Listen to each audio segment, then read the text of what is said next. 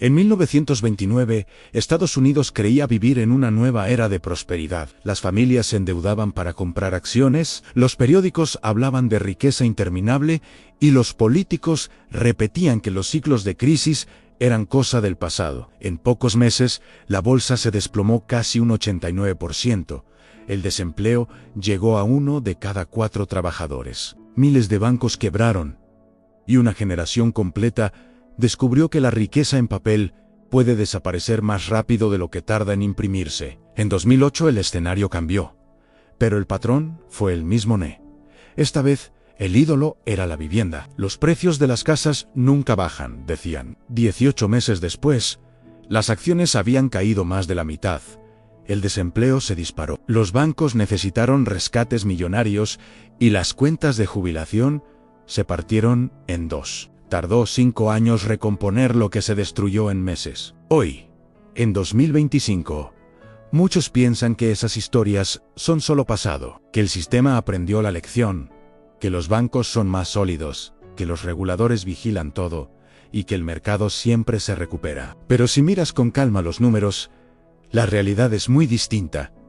No estamos frente a una sola burbuja aislada. Estamos parados sobre 3 burbujas gigantes al mismo tiempo. Acciones, vivienda y bonos inflados juntos, en un contexto de deuda pública récord, consumidores ahogados en crédito y gobiernos con muy poco margen de maniobra. Es la llamada burbuja de todo.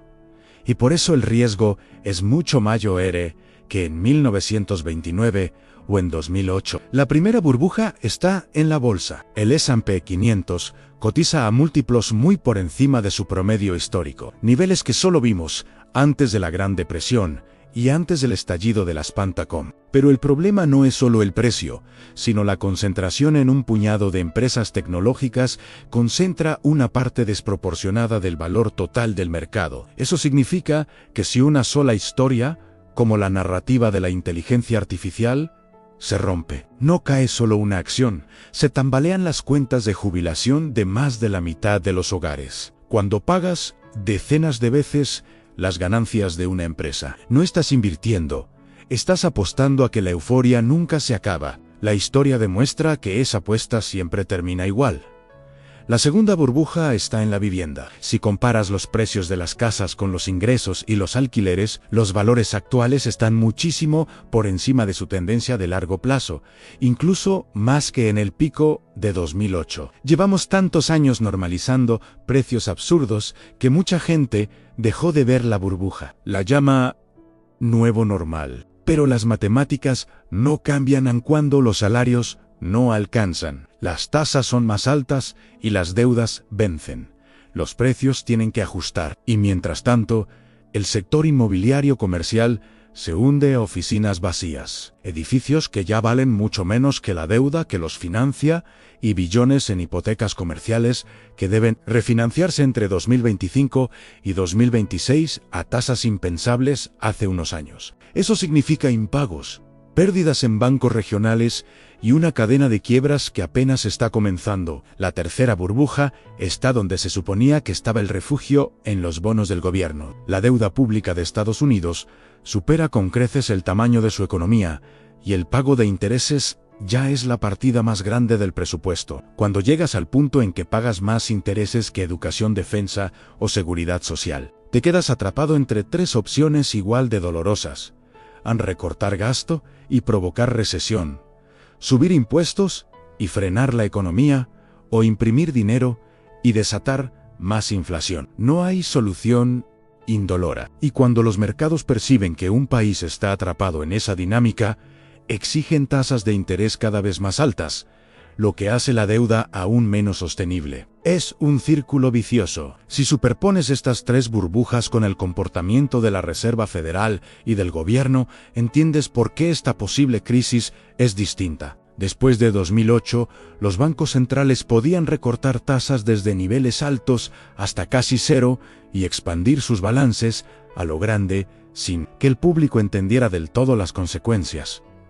Ese truco ya se utilizó. Hoy el espacio para bajar tasas es mucho menor. Y todos saben que imprimir dinero sin control termina en inflación. Las herramientas que se usaron para apagar el incendio anterior son las mismas que han alimentado el fuego actual. Al mismo tiempo, los hogares cargan con récords de deuda en tarjetas autos y estudios.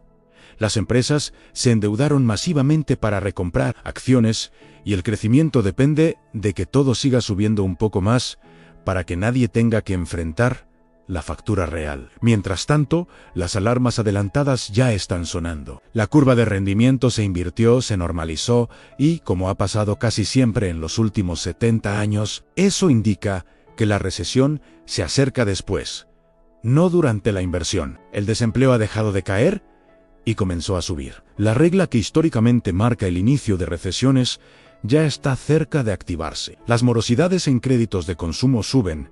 Los bancos regionales han empezado a quebrar incluso antes de que se declare oficialmente una recesión, y los ejecutivos venden miles de millones en acciones propias. Al mismo tiempo, inversores legendarios acumulan cantidades récord de efectivo porque no encuentran oportunidades razonables a estos precios. Es el comportamiento típico de quienes han visto varias crisis y reconocen el olor del peligro. El detonante concreto casi no importa.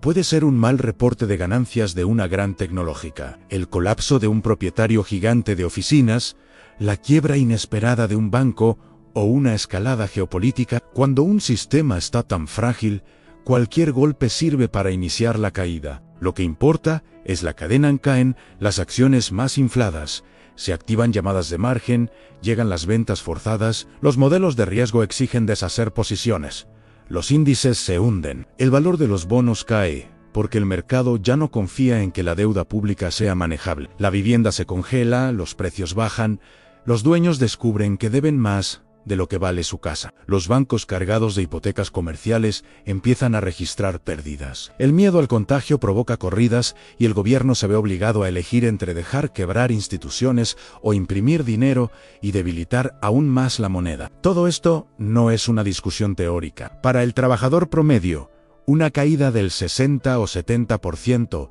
en su cuenta de jubilación no es un dato, es el entierro de 30 años de esfuerzo. Para quien ya está retirado, significa tener que vender activos en el peor momento solo para sobrevivir. Para los jóvenes que se gradúan en los próximos años, implica entrar a un mercado laboral en ruinas, con menos oportunidades y salarios estancados durante buena parte de su vida profesional. Las pequeñas empresas, que dependen del crédito y del consumo, serán las más golpeadas. El resultado probable es una economía aún más concentrada en manos de pocas corporaciones grandes y un tejido social mucho más tenso. Por eso, cuando se dice que 2025 puede ser peor que 1929 y 2008 juntos, no es una exageración gratuita, es una lectura de patrones. Tenemos burbujas en acciones como en 1929, burbujas de deuda y vivienda como en 2008, y además una montaña de deuda pública y herramientas de política casi agotadas,